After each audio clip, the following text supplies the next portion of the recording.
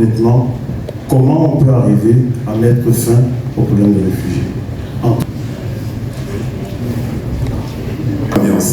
Je disais tout à l'heure que je suis M. Patrice Mvouama, je suis le président de l'Union des réfugiés au Mali. Je suis le coordinateur technique du projet renforcement de la participation socio-économique des personnes déplacées internes, des réfugiés et des communautés fortes vulnérables au Mali. C'est un projet financé par le ministère allemand de la Fédération du développement et Affaires mondiales Canada. Merci. Et surtout migration. J'ai eu la chance de 2011 à aujourd'hui de travailler essentiellement sur le cas de réfugiés dans la zone Sahel centrale et du terrain au niveau de ces camps de réfugiés et aussi le pilotage des recherches justement destinées à orienter les décisions stratégiques en destination de ces réfugiés. Et par ailleurs aussi, je suis membre de l'Observatoire mondial des camps de réfugiés. Et tout plaisir est pour moi d'échanger avec vous ce matin. Merci. Voilà, comme je le disais tantôt, je suis le coordinateur de protection de la CNCR. Et vous savez, le Mali a toujours été une terre d'asile. Bien avant que les lois étaient les instruments juridiques que nous connaissons aujourd'hui. Et je le dis parce que au Mali, l'asile est culturel. Il y a même une disposition dans notre constitution qui parle de l'asile. Et pour la petite histoire, rappelez-vous, au tout début de l'islam, lorsque le prophète Mohammed, sallallahu alayhi wa sallam, lorsqu'il avait été persécuté par les siens, lui et ses disciples avaient du mal à vivre en paix à la Mecque. Et le prophète, paix et bénédiction sur lui, avait demandé à ses disciples d'aller se réfugier en Abyssinie. Et à l'époque, en Abyssinie, il y avait un roi chrétien. Ce roi chrétien les a accueillis et ils ont vécu en paix. Et même lorsque les autorités de la Mecque avaient demandé qu'on passe chercher ces gens-là en Abyssinie, quand ils sont arrivés, le roi leur a dit, écoutez, je veux bien vous les livrer, mais j'aimerais les écouter avant. Il les a écoutés, il leur a dit, écoutez, il leur a demandé des questions, parce qu'à l'époque, lui, il était chrétien, le roi, il leur a dit, qu'est-ce que votre nouvelle religion vous a appris sur Jésus, fils de Marie? Et ils ont répété exactement ce qu'ils ont appris du prophète selon les Saintes Écritures, le Coran. Et le roi de l'Abyssinie allait nous permettre, n'est-ce pas, d'assurer la protection des personnes qui ont choisi le Mali comme terre d'accueil. Je vous prie de bien vouloir applaudir pour le Haut Commissariat des Nations Unies. Avec cette institution spécialisée du système national des Nations Unies et un partenariat de très longue date et qui nous essayons de préserver tant bien que mal, malgré les difficultés et malgré les défis et les contraintes auxquels nous sommes confrontés. Un réfugié qui bénéficie de tous ces renforcements dont je viens de parler peut bien contribuer à la reconstruction de son pays lorsqu'il choisit de retourner dans son pays. Il peut du coup contribuer également au développement de la communauté qui l'accueille lorsque le réfugié choisit de rester dans la communauté qui l'accueille ou d'être réinstallé quelque part. Donc il devient un acteur complètement indépendant et qui peut être un citoyen qui contribue au développement de son pays ou bien de sa nation qu'il accueille. Voilà, donc, mais pour cela, il y a des prérequis. Et c'est pour cela que nous commençons à travailler, ou nous travaillons déjà depuis plusieurs années, mais avec beaucoup de difficultés, mais qui sont des prérequis importants. Premièrement, pour moi, c'est vraiment l'accès aux documents civils. Donc l'identification, elle est extrêmement importante. De nos jours, sans identification, sans carte d'identité reconnue, acceptée, c'est un problème. On n'existe pas en réalité. Et ça devient de plus en plus important. Et même, je dirais, l'identité biométrique aujourd'hui. On ne parle même pas d'une photo sur une carte, mais on parle d'identité biométrique. Sans identité biométrique, on existe moins. Parce que le digital aujourd'hui l'exige, tout simplement. Heureusement, au niveau du Mali, le ministère, on doit saluer vraiment les décisions qui sont prises par le ministère de l'administration du territoire pour encourager et pour formaliser cette documentation. Il y a des instructions qui sont données à toutes les régions pour que tous les réfugiés aient des cartes d'identité individuelles à partir de 10 ans. C'est important et ça donne droit à une identité, ça donne droit à la sécurité, ça donne droit à l'accès aux services. Donc il y a du travail qui reste encore à faire puisque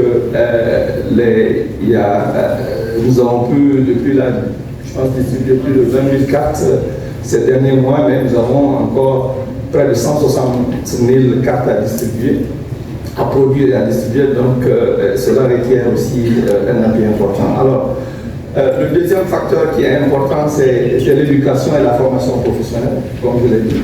Je crois qu'il est important qu'on se focalise sur cet aspect. La promotion des activités génératrices de revenus, Marianne vient de le dire, mais également l'accès au microcrédit, parce que ça, c'est un facteur important pour que les initiatives soient soutenues. C'est cet aspect au microcrédit et l'accès au marché adapté selon le profil des réfugiés. Inclure les réfugiés dans les systèmes nationaux. Je crois que dans tous les programmes, on ne doit pas exclure les réfugiés. Je pense qu'il est important, aujourd'hui, je vois les donateurs qui sont là, merci.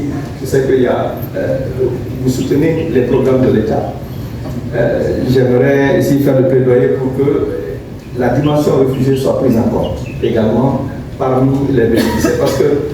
Touré l'a dit, au Mali, il y a des communautés, il n'y a pas de camp de réfugiés, donc c'est une dimension vraiment communautaire. Donc effectivement, la GIZ joue déjà sa participation dans l'appui aux réfugiés. Comme je l'ai dit dans la présentation, il y a un projet dédié effectivement exclusivement pour les réfugiés des communautés autres vulnérables et les personnes déplacées internes qui a le PAPS GIZ qui a démarré au Mali depuis 2020. Il y a plusieurs facteurs, comme je le disais tantôt, et ces facteurs demeurent interdépendants.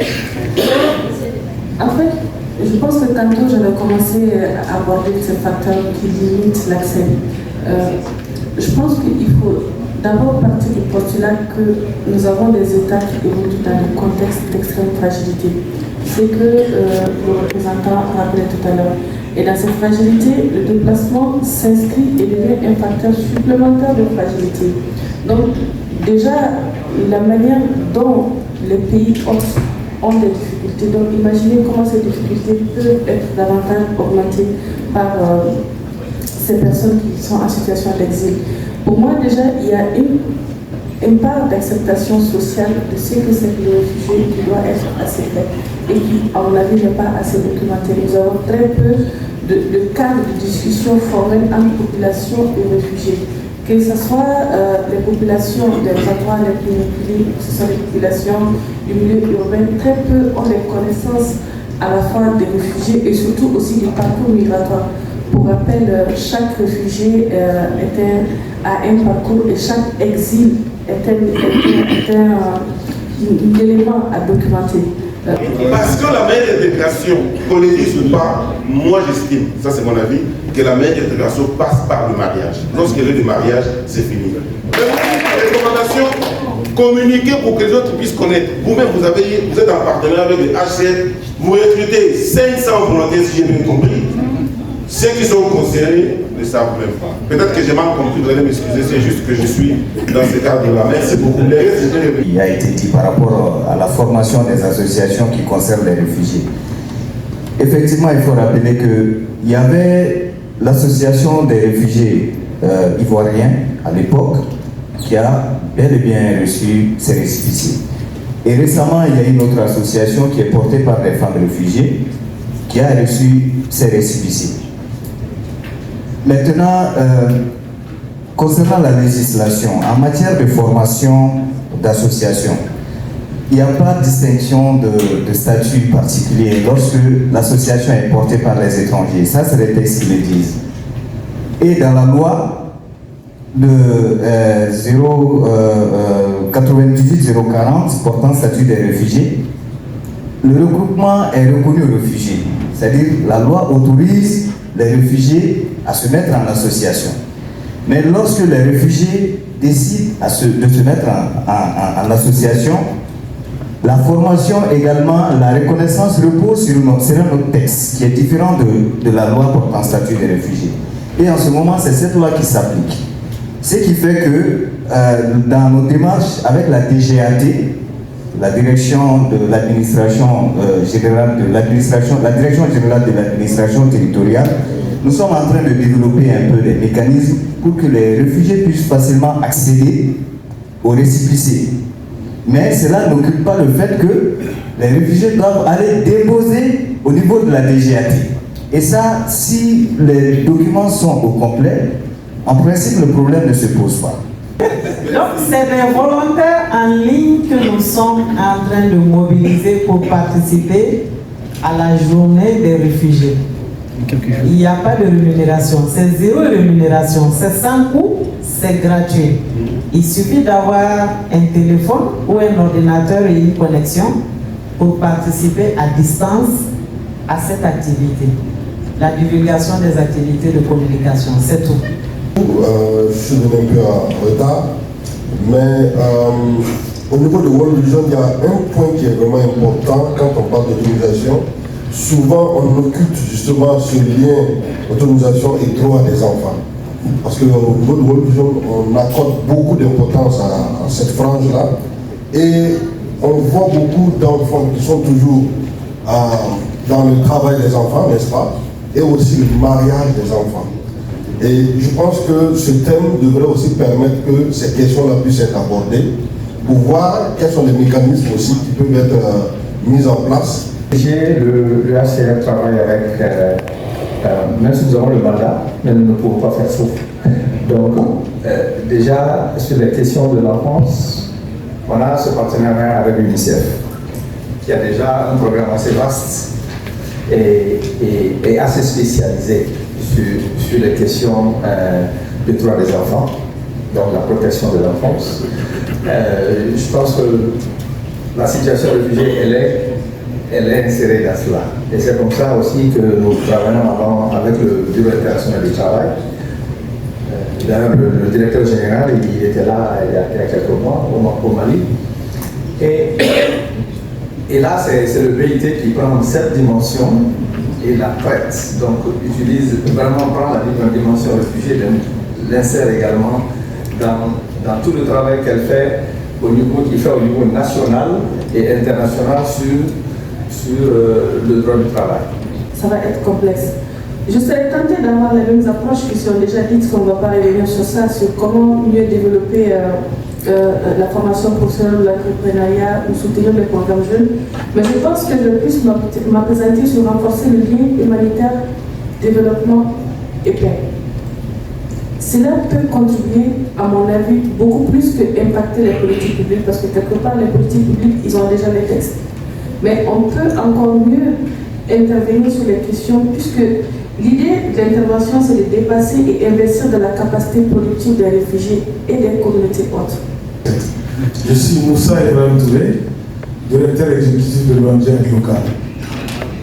Permettez-moi de féliciter bien sûr la CNCR pour cette initiative et aussi les panélistes pour leurs brillants exposés. Je m'en fais faire un commentaire, adresser une question aux panélistes. Le commentaire, c'est d'ordre général. Nous savons qu'au Mali, on a un potentiel de protection qui est millénaire, notamment toutes ces questions de normes socio-culturelles endogènes favorables à la protection des personnes. Ça, en fait, on ne l'apprend pas comme l'a dit Touré. C'est ancré vraiment dans la culture malienne et dans la tradition. Tous ces codes d'honneur touareg, le droit islamique,